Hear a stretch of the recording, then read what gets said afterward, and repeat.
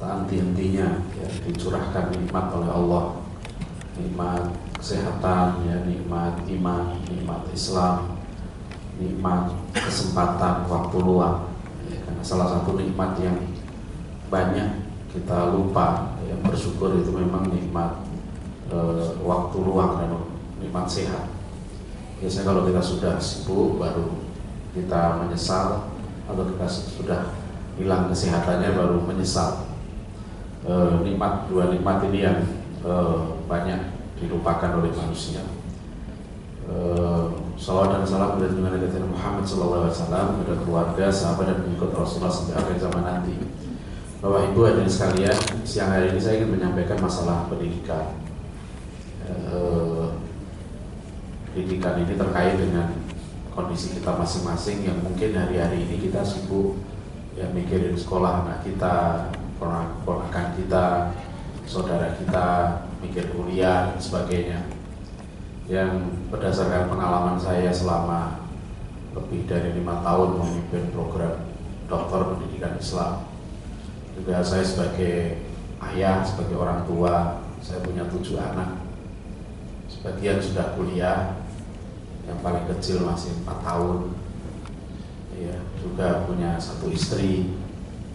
Itu juga tanggung jawab ya, pendidikan kita juga, ya, pendidikan keluarga. Dan mungkin saya juga punya sekolah, punya pesantren yang bergelut sehari-hari dengan masalah pendidikan. Ya. Bapak sekalian, tentu kita semua merasakan sekarang ini, baik sebagai individu, keluarga maupun sebagai bangsa, kita menghadapi ujian dan tantangan yang sangat berat. Belum pernah umat manusia ya, mengalami ujian iman seperti kita sekarang ini. Belum pernah dalam sejarah manusia ya, ujian iman itu seberat seperti sekarang. Seorang ulama besar dari India, Syekh Abul Hasan Al-Hanbali, beliau menulis buku yang berjudul Madza Khasiral Alam min Hitatil Muslimin. Ya, beliau sudah menulis buku bagaimana beratnya tantangan iman di zaman sekarang ini. Karena sekarang ini setiap individu kita, ya, anak-anak kita, yaitu berinteraksi langsung dengan seluruh pemikiran. Ya, dulu kita orang tua masih bisa membentengi anak kita dari informasi. Ya, anak kita bisa tidak nonton TV misalnya, kita tidak punya TV. Tapi sekarang TV sudah tidak terlalu signifikan lagi, yang sangat signifikan media sosial, ya, internet. Kita sulit lagi membendung sekarang anak-anak kita tidak berinteraksi dengan media-media elektronik, ya, media online dan media sosial. Ya, belum lagi masalah pergaulan, ya, dan itu yang dihadapi. Ya, kita sekarang mungkin tidak pernah membayangkan. Dulu pendidik orang tua tidak pernah membayangkan terjadi seperti kasus sekarang ini. Anak umur belasan tahun ya sudah bisa membunuh, memperkosa dengan pembunuhan yang di luar perkiraan siapapun. Ya, modus-modusnya juga begitu biadab. Dan dari kunjungan Menteri Sosial itu ada sekitar 5.000 anak yang sekarang dalam penjara. Dan sebagian besar kasusnya, 60% itu kasus seksual. Ya, jadi ini kita betul-betul para tokoh pendidikan itu bingung. Ya, bagaimana mengatasinya? Gitu. Jadi kalau kita lihat sekarang, ya kita semua berteriak, ya sekarang. Tapi kewajiban kita kan, anfusakum wa ahlikum nar. Ya, kita tidak disuruh menjaga seluruh bangsa, kita tidak disuruh menjaga seluruh masyarakat, tapi yang nanti di akhirat akan kita bertanggungjawabkan di hadapan Allah itu adalah jagalah dirimu dan keluargamu dari api neraka. Nah, itu yang menarik. Ya, jadi kita ini nanti persiapkan saja tanggung jawab kita ini, ya, di akhirat nanti kita selamat. Gitu. Tanggung jawab kita selamat. Kita laporan sama Allah. Yauma yafirul mar'u min akhihi wa ummihi wa abihi wa sahibatihi wa bani likulli imri'in minhum yawma idzin sya'nu yughni. Ya, surat Abasa, surat 80. Kita diingatkan oleh Allah, hari kiamat nanti itu seorang anak lari dari bapaknya. Yauma yafirul mar'u min akhihi, ya, anak lari dari saudaranya. Seorang lari dari ummihi wa abihi, lari dari ibunya, lari dari bapaknya. Wa sahibatihi wa bani. Seorang juga lari, ayah itu nanti lari dari istrinya dan dari anak-anaknya. Ya, maksudnya masing-masing nanti nggak mau tanggung jawab kolektif. Semua menuntut, ya, semua akan menuntut sesuai dengan amanah yang telah diberikan. Likul imri'in minhum yauma idzin sya'nu yughni. Ya, di setiap orang nanti di akhirat sibuk mikirin dirinya sendiri. Gak ada kita tanggung jawab suami istri itu di dunia saja. Di akhirat nanti akan saling menuntut. Hak-hak istri, hak-hak suami sesuai yang ditentukan Allah apakah sudah dipenuhi. Hak anak untuk mendapatkan pendidikan yang benar apakah sudah dipenuhi. Kalau anak tidak dapat pendidikan yang benar, dia sampai tidak tahu mana halal, mana haram, mana tauhid, mana syirik, ya, mana iman, mana kufur, mana yang penting, mana tidak penting, ya, mana yang seharusnya didulukan, mana seharusnya dulu, mana seharusnya dimuliakan, seharusnya yang dihinakan, dia tidak tahu. Ya, dia tidak tahu, maka ya akhirnya nanti anak akan menuntut orang tuanya. Ya, mengapa saya tidak diberikan pendidikan yang benar? Ya, mengapa saya tidak diberitahu? Ya, orang tua kalau dia sudah merasa berikan pendidikan yang benar, dia akan menjawab, ya, saya sudah berikan pendidikan yang benar. Ya, saya pernah anak saya nomor 1 yang di pesantren gitu ya, sudah sekian tahun di pesantren, tapi saya melihat kok akhlaknya belum berubah. Ya, bahkan pernah di SMP saya keluarkan dulu. Istri saya juga guru. Di rumah saya punya sekolah. 24 jam kami mengawasi anak. Tapi kadang-kadang belum tentu anak itu sesuai dengan apa yang kita inginkan. Ya, kita merasa sudah mendidik sebaik-baiknya. Tiba-tiba anak kecanduan game, dia tidak pulang ke rumah, alasannya ada kegiatan rohis, ternyata tidur di warnet. Ya, sebagai orang tua, kita juga cukup pusing, dan akhirnya saya keluarkan dari sekolah, pisahkan dari temannya. Ya, kemudian itu waktu dia kelas 1 SMP dulu, ya, kemudian sekarang sudah kuliah. Akhirnya dia adiknya masuk pesantren, tapi setelah masuk pesantren dia nggak mau nurut, nggak dinasihati, jangan pulang di atas jam 10 malam, oleh ibunya tidak nurut. Ya, suatu ketika saya harus mengambil tindakannya yang cukup tegas. Ya, saya bilang kamu sudah dewasa. Ya, kalau memang kamu tidak mau diatur, ya silakan. Ya, buat perjanjian. Kalau sudah dewasa, sudah lepas dari orang tua, artinya saya berpikir kalau anak sudah tidak mau dinasihati, tidak mau ini, ya sudah, silakan. Tapi saya sebenarnya juga agak apa namanya ya, kalau sampai anak tiba-tiba pergi dari rumah juga takut juga sebenarnya gitu. Tapi saya udah hitung, insya Allah dia nggak berani. Akhirnya dia nangis. Ya sudah, ya, buat perjanjian kalau mau, saya berlepas tangan. Sebab di akhirat nanti, ya, kalau kita sudah didik dengan benar, ya tidak mesti. Di dalam Quran ada kisah Nuh, ya, alaihi salam, yang anaknya sendiri tidak mau ikut bapaknya. Ya, kita ada kisah Lut, ya, istrinya tidak mau ikut suaminya. Ya, jadi tidak mesti. Ya, saya ketemu seorang tokoh yang hebat di Jakarta, ya, saya ke rumahnya. Sang tokoh ini luar biasa perjuangannya, menggerakkan jilbab, ya, banyak, bahkan dosen saya seorang profesor pun di Malaysia itu memakai jilbab setelah mendengar ceramah sang tokoh. Tapi istri dan anaknya sendiri tidak mau mengikuti, sampai sang tokoh ini akhirnya stroke. Ya, karena dia cerita bagaimana anak saya sendiri, istri saya sendiri tidak mau ikut. Ya, padahal orang-orang lain ikut dia tidak mesti. Dan itu ujian, ya Allah memberikan ujian. Jadi jangan kita menyalahkan juga, itu bapaknya bagus kok anaknya kayak begitu. Ya belum tentu salah dari orang tuanya. Ya. Jadi sekarang apa tanggung jawab kita sebenarnya? Ya, wa anfusakum wa ahlikum nar. Jaga dirimu dan keluargamu dari api neraka. Imam Ibnu Katsir dalam tafsir beliau menjelaskan makna ayat ini, ya, mengutip dari pendapat Ali bin Abi Thalib radhiyallahu anhu, supaya keluarga kita dan diri kita nggak masuk neraka. Itu caranya sederhana, cuma adibuhum wa allimu. Didiklah dirimu dan keluargamu itu dengan adab, didiklah dengan ilmu. Ya, beberapa waktu yang lalu saya khutbah di sini, masih ada di YouTube tuh. Waktu saya khutbah di sini kan saya menguraikan tentang pentingnya bangsa kita melaksanakan pendidikan adab. Ya, itu memang resep dari Al-Quran. Rasulullah SAW sendiri berpesan, akrimu auladakum wa ahsinu adabahum. Muliakanlah anak-anak, ya, pesan Rasulullah. Muliakanlah anak-anakmu, wa ahsinu adabahum, dan perbaikilah adab mereka.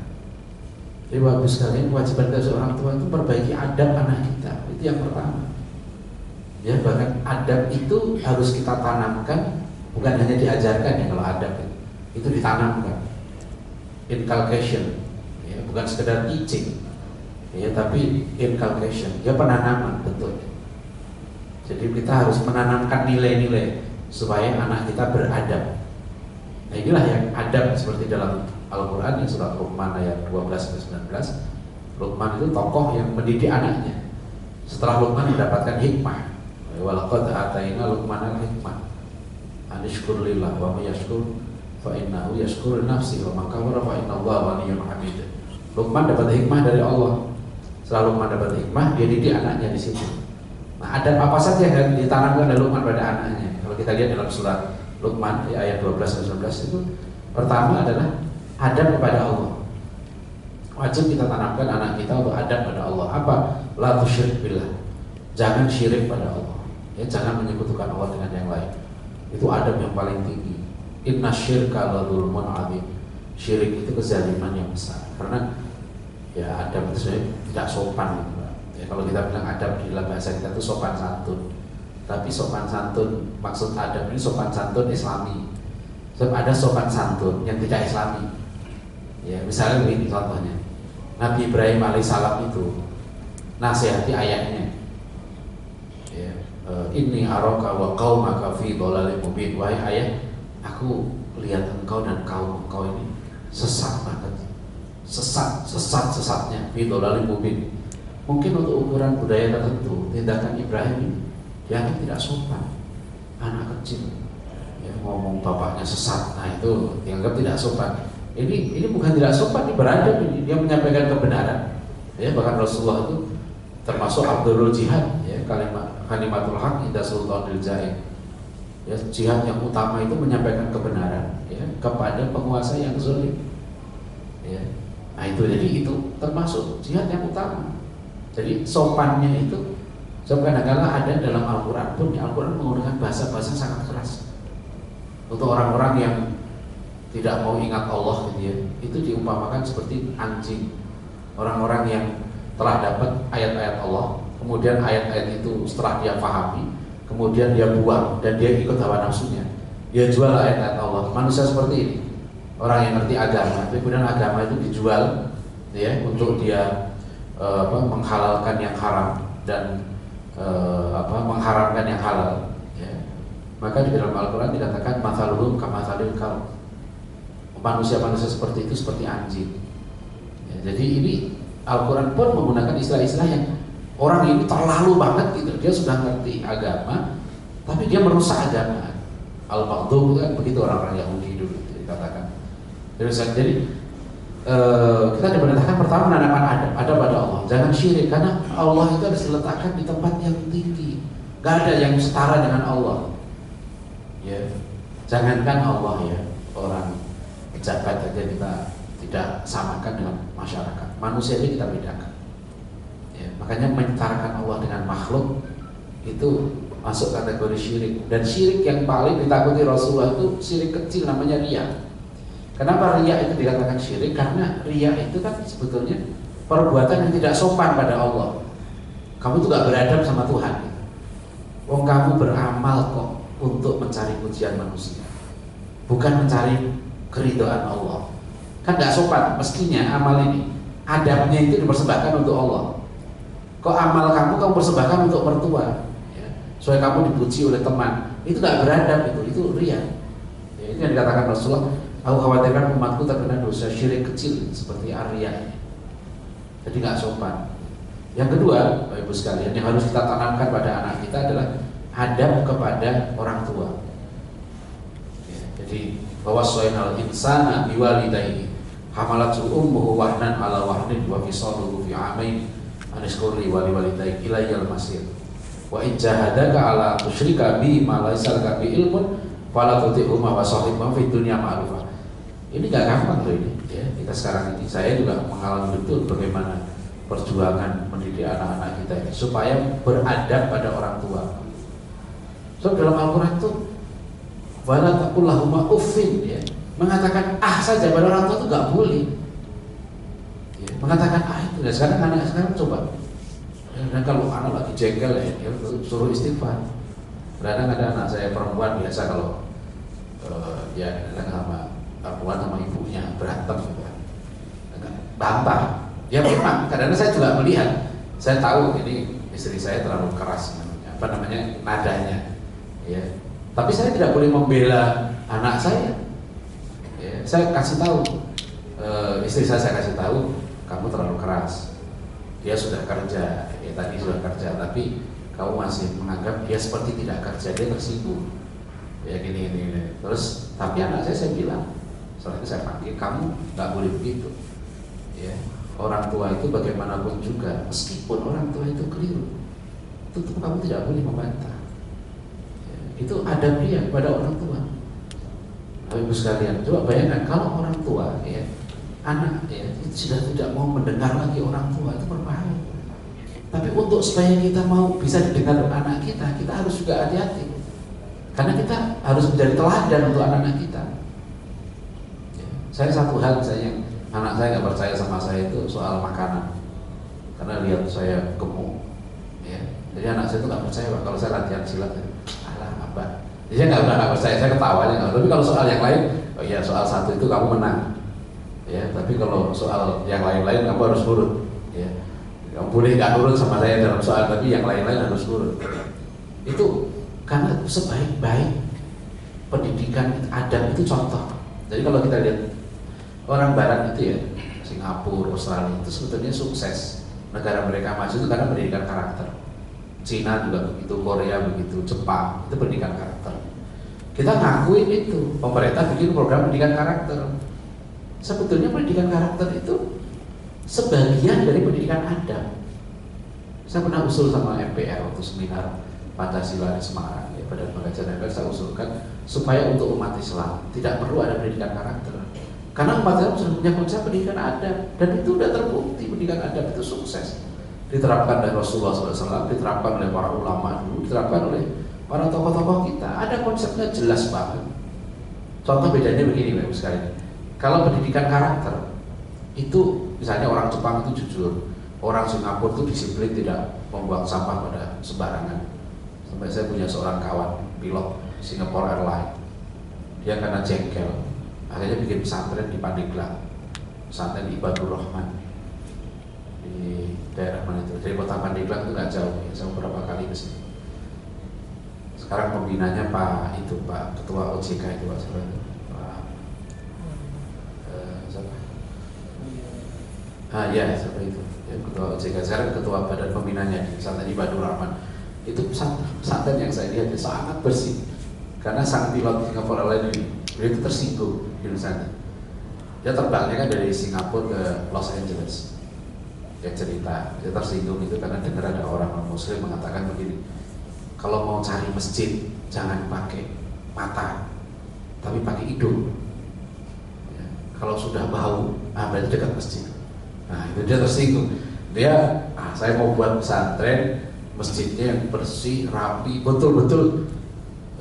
Nah dia tuh kadang-kadang menerapkan, sampai banyak ustadz yang nggak tahan di situ, karena dia terapkan standar kayak standar direksi Singapore Airlines itu, misalnya bagaimana orang itu tidak pergi dari ruang rapat sebelum bersih, ya itu tidak mengandalkan office boy.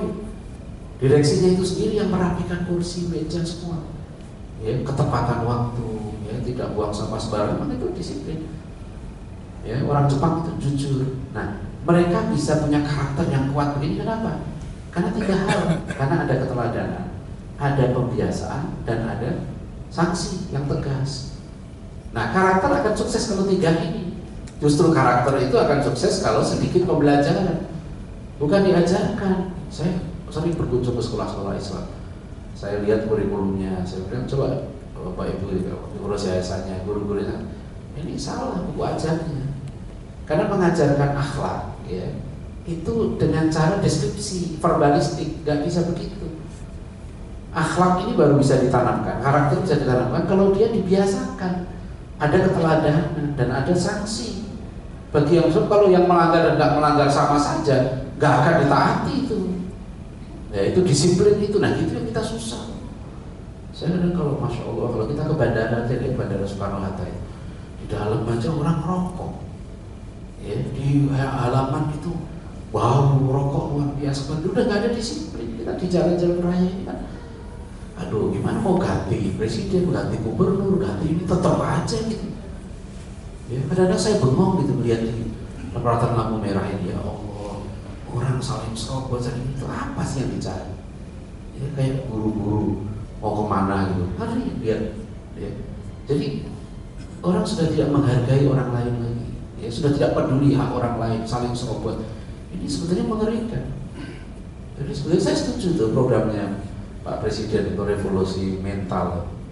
Cuma saya usulkan ke pemerintah jangan pakai istilah revolusi mental, karena sebetulnya kan lagu Indonesia Raya itu ada, bangunlah jiwanya, bangunlah badannya, itu amanah kan, dinyanyikan tiap hari Senin. Jiwa mana yang dibangun gitu loh. Udah jiwanya nggak dibangun, raganya juga kalah melulu. Ya kalau olahraga, ya, kita sepak bola aja belum menang udah berantem. Ya, Menteri PSSI berantem, jadi dengan penonton baru berantem juga sih. Dan kita ini gimana sih? Kita ini apa ya? Kayak nggak ada contoh, jadi bingung. Siapa sih mau dicontohin negara ini? Mereka mohon maaf ya, saya sudah sampaikan ke MPR juga. Saya tidak setuju ada artikel saya, Bapak bisa lihat, saya menulis mengkritik konsep karakter Pancasila. Tidak ada namanya karakter Pancasila itu. Ya menurut pendapat saya nggak ada. Karena kalau karakter itu harus ada contohnya, Pak. Misalnya begini, karakter Pancasila. Siapa contoh manusia Indonesia yang mengamalkan Pancasila? Kalau nggak ada, nggak bisa kita contoh.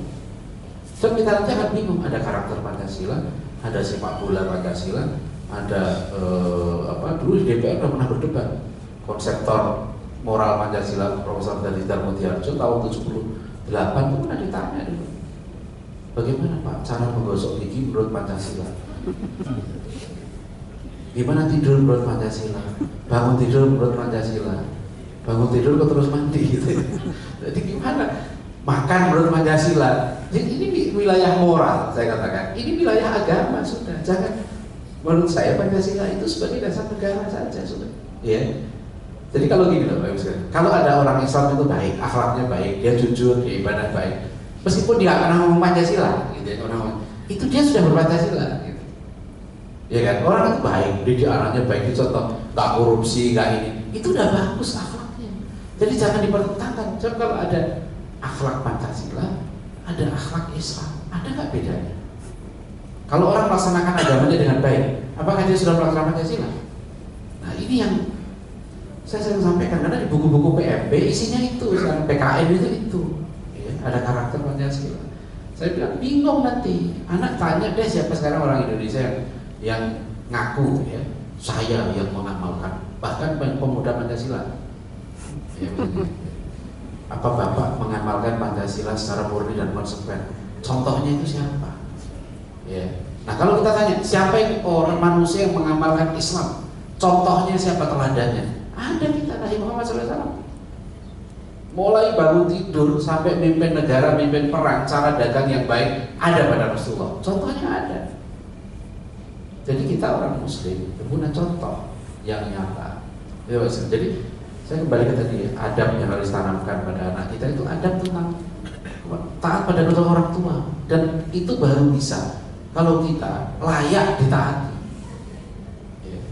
Oleh karena itu Ibu sekalian, saya menjumpai contoh-contoh di lapangan itu sangat menarik.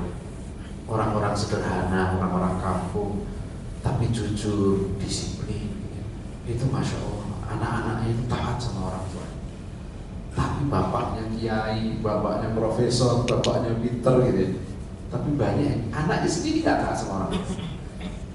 Ya. Itu bukan karena apa, karena memang disiplin orang tuanya. Saya punya kawan, Masya Allah, lantainya tanah rumahnya itu, dindingnya dari bambu. Bahkan bapak dan anak tidurnya di surau depan rumahnya. Tapi anaknya, Masya Allah, ada beberapa yang teman sekelas saya itu punya prestasi-prestasi yang tinggi. Ketaatan pada orang tuanya sangat disiplin. Ya.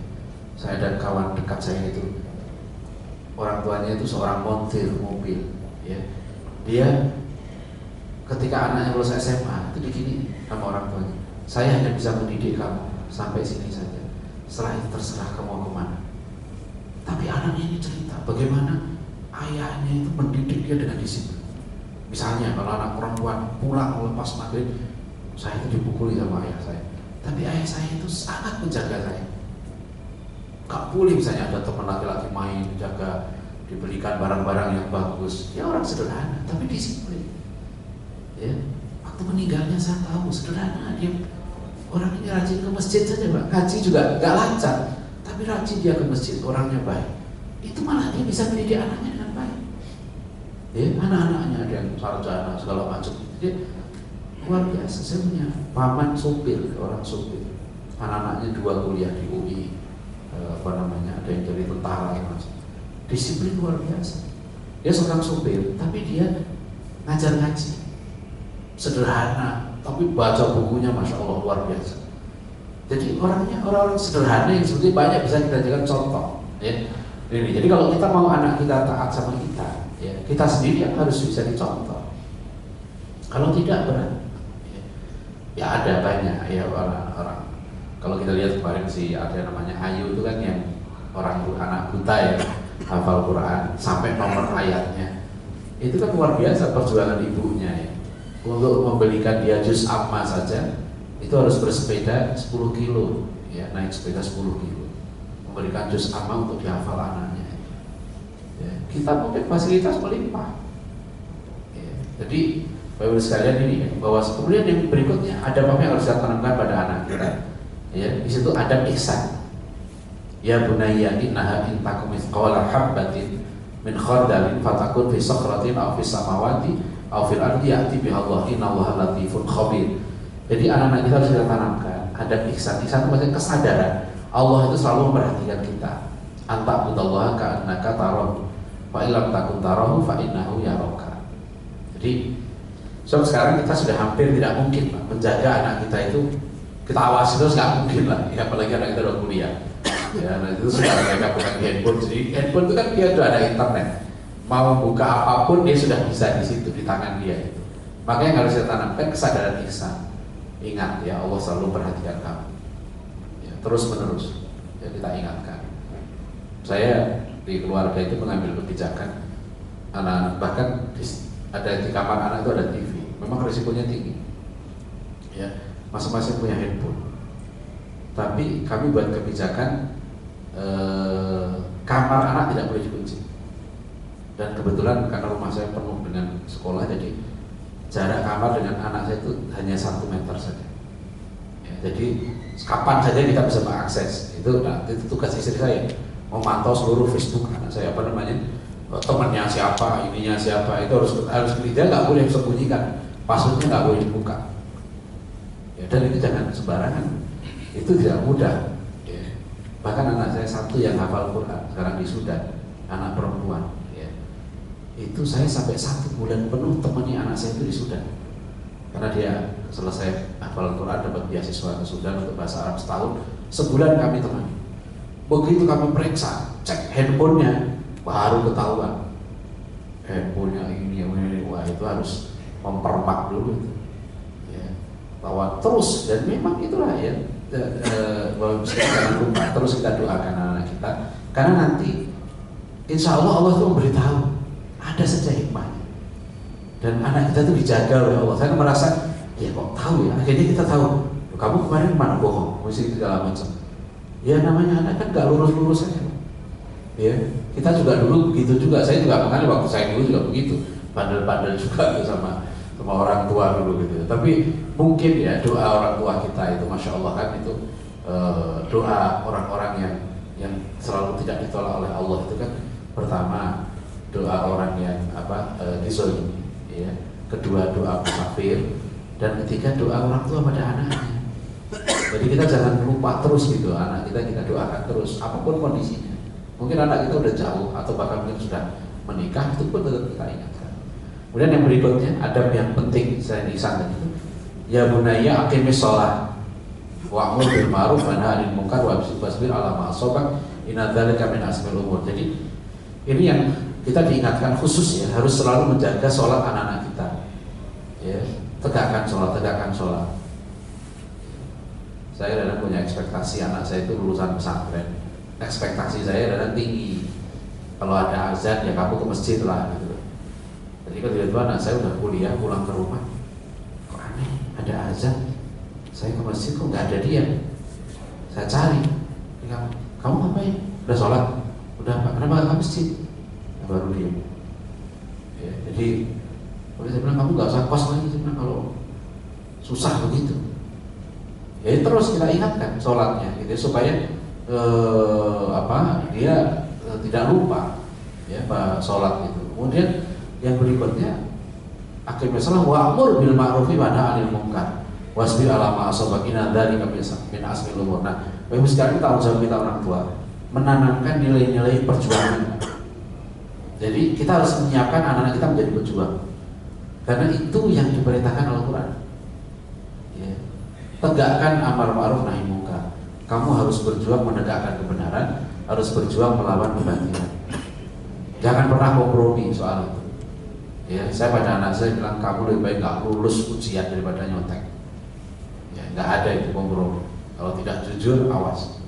Tidak boleh tidak jujur. Karena kalau anak sudah berkali-kali bohong, saya jarang ya mukul. Sekali saya mukul anak saya kan berkali-kali bohong. Ya, dulu waktu dia masih SMP itu kan berkali-kali. Ya kayaknya dia nangis juga.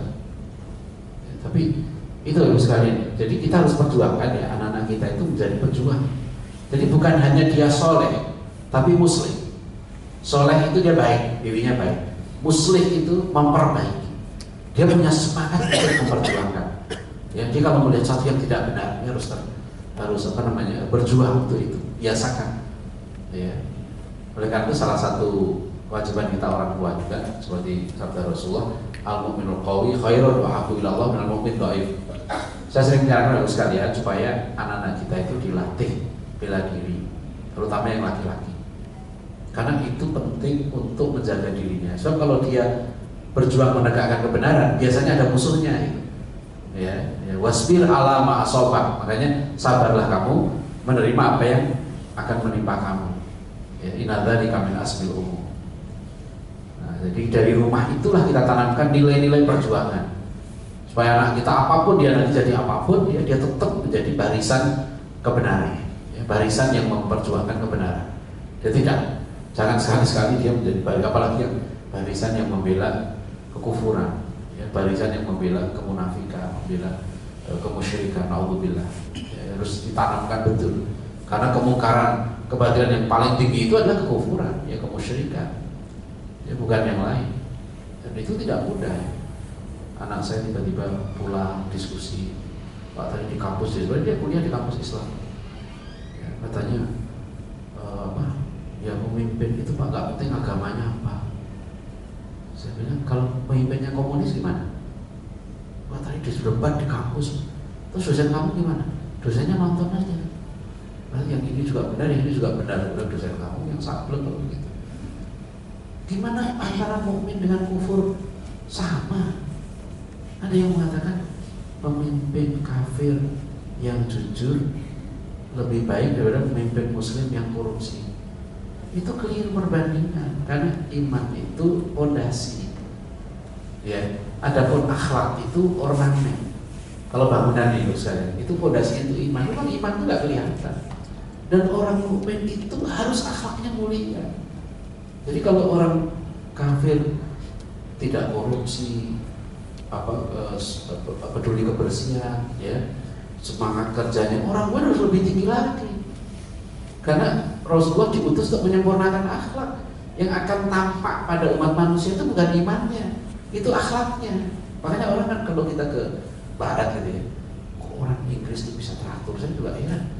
Orang Inggris itu ngantri di kereta itu ya, bener-bener gak ada tuh dorong-dorongan kayak di kalau kita naik KRL gitu ya, bener-bener itu udah penuh didorong. Ya, bener-bener saya naik kereta bawah tanah di Inggris, dia betul-betul kalau sudah penuh ya sudah gitu, duduk lagi, berdiri pas di depan pintu, nanti kereta belakang datang lagi, ya masuk lagi, begitu penuh ya sudah.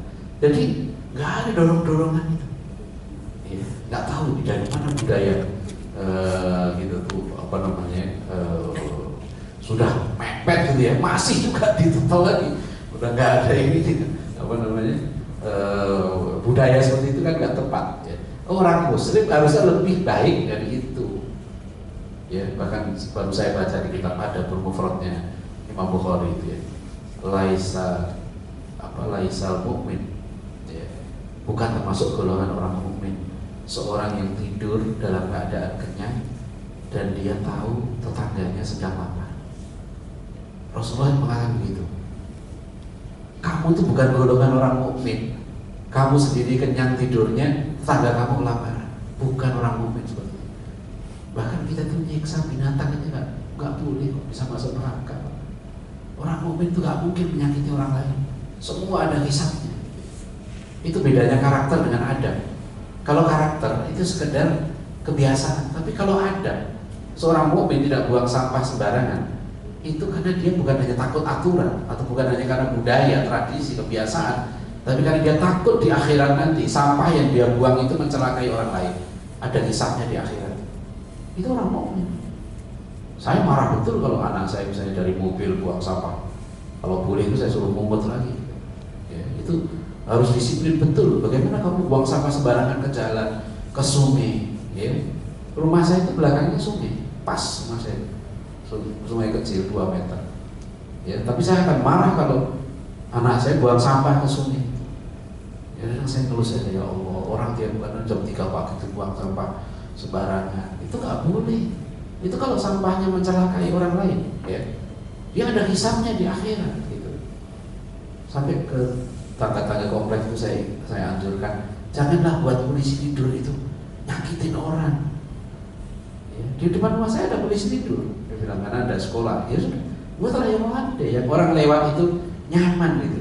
Ini sudah kecil lancip lagi, itu nyakitin orang. Akhirnya yang lewat depan rumah kita nggak doain yang baik, gitu. Doain yang jelek itu ada. Pak. Coba bayangkan, Rasulullah itu sangat penyayang, ya. Kucing tidur aja Rasulullah nggak mau bangunkan. Sebelum Rasulullah wafat, dikumpulkan masyarakat. Kata Rasulullah, siapa yang pernah aku punya utang, sampaikan aku bayar. Siapa yang pernah aku sakiti, kata Rasulullah, silahkan balas. Ayo cari pemimpin di dunia yang berani seperti Rasulullah. Selesai masa jabatannya, ya, kumpulkan masyarakat di Monas. Siapa yang pernah aku sakiti, silahkan balas. Ya, berani. Itu contoh Rasulullah, ya kan, suri toladan kita. Jadi nggak main-main, kita itu punya suri toladan yang luar biasa sempurnanya. Jadi kalau model itu main bola yang tinggi lah, ya, itu jadi kita punya model yang tinggi. Nah itu ibu sekalian. Jadi dan terakhir adabnya dalam surat Luqman, wala tusair khaddaka linnas wala tamshi fil ardi maraha. Innallaha la yuhibbu kulla mukhtalin fakhur. Ada pada sesama kita ajari anak kita, kamu jalannya saja yang sopan, jangan sombong, jangan angkuh. Allah nggak suka kepada orang-orang yang mukhtal fakhur. Mukhtar itu orang yang merasa penting. Jadi orang tua itu harus mendidik anaknya, kamu jangan sombong, jangan angkuh, jangan mentang-mentang gitu ya. Bahkan cara bersuara pun harus kita ajari. Waqsid fi masyika waqdud min sautik inna ankaral aswati la sautul hamid. Jangan suaranya melengking seperti himar. Nah, hati-hati loh, kadang-kadang saya berapa kali anak saya bentak kalau malam-malam karena rumah saya di lantai 2, dan malam-malam teriak aja gitu. Itu nggak boleh. Itulah dulu sopan santun ya. Dulu orang tua kita kan ngajari. Di situ diajari bahasa, toto kromo kan gitu ya. Nah, ini yang susah sekarang ini anak-anak. Ya, saya orang Jawa, istri saya orang Palembang. Anak saya jadi korban, nggak bisa bahasa Jawa, nggak bisa bahasa Palembang. Ya. Saya bahasa Jawa itu masih bisa, sampai kromo inggil kan masih bisa. Ya, ketemu raja, ya panjenenganipun, ya itu bisa kan masih halus Jawa. Jadi ya sekarang udah nggak tahu lagi berbahasa yang sopan gitu ya, lu gue. Saya kira pemerintahnya mau diem aja gitu. Ya, kalau saya jadi presiden 2019 Allah, saya tertibkan tuh bahasa itu, nggak boleh lu gue itu kan merusak bahasa itu. Jadi bahasa Indonesia itu jadi kacau betul gitu. Itu tugas kita tuh gaji loh Pak, jangan lupa kita tuh punya pusat bahasa Indonesia dan itu kita bayarin pakai uang negara itu. Kerjaannya apa? Harusnya itu ada undang-undang bahasa, tidak boleh karena bahasa itu menunjukkan ciri dari satu bangsa. Ya, sampai sekarang anak saya Ustaz yang kelas 1 di pesantren saya itu wajib membaca Gurindam 12 dari tulisan Arab Melayu. Coba nanti di rumah bisa baca Gurindam 12 Raja Ali Haji, cakep banget. Itulah adab yang mulia. Barang siapa tiada memegang agama, maka tiada boleh dibilangkan nama. Barang siapa mengenal yang 4, maka dia itulah orang yang ma'rifat. Barang siapa mengenal Tuhan, maka dia tahulah ini. Barang siapa mengenal dirinya, maka dia begini. Barang siapa mengenal dunia, maka tahulah dia tertipu daya. Barang siapa mengenal akhirat, maka tahulah dunia itu mudarat. Dan seterusnya sampai nanti pada adab berbahasa, budi bahasa. Dan itu Al-Quran mengajarkan. Ya, ini sekarang ini yang bagi kita, saya katakan makanya tanggung jawab kita ini sangat berat. Ya, mudah-mudahan bulan Ramadan ini kesempatan kita untuk meningkatkan daya amal ibadah kita, ilmu kita, sehingga kita bisa melaksanakan amanah kita. Ya, nanti ini baru masalah adab ya, belum ilmu. Kalau masalah ilmunya kita harus mengatur anak kita itu sesuai dengan keilmuannya. Kalau Bapak Ibu sekarang punya anak pintar, didiklah dia menjadi orang-orang yang alim, supaya dia pintar. Ya. Apapun dia kuliahnya, tapi ilmu fardu ainnya harus dikuasai. Anak saya yang kuliah di umum, ya, pendidikan sejarah, maka saya wajibkan kalau Sabtu Minggu dia ikut Mahat Ali, dia belajar agama. Kalau anak saya yang dari pesantren, saya wajibkan dia untuk belajar umum. Gitu. Ya, karena saya dulu begitu, saya dulu belajar SMA umum, saya tinggal di pesantren. Saya kuliah di IPB, tapi saya banyak belajar bahasa Arab, mondok juga, nyantri juga. Jadi Islam tidak pernah mengenal sebetulnya pemisahan ilmu agama, ilmu umum itu tidak pernah. Karena dua-duanya ilmu itu, selama ilmu itu ilmu yang diperlukan untuk ibadah, untuk akhlak, ya, untuk kehidupan, kemandirian, maka ilmu itu statusnya wajib ya dipelajari. Demikian Bapak Ibu sekalian, mudah-mudahan bermanfaat. Wabillahi taufiq wal hidayah. Wassalamualaikum warahmatullahi wabarakatuh.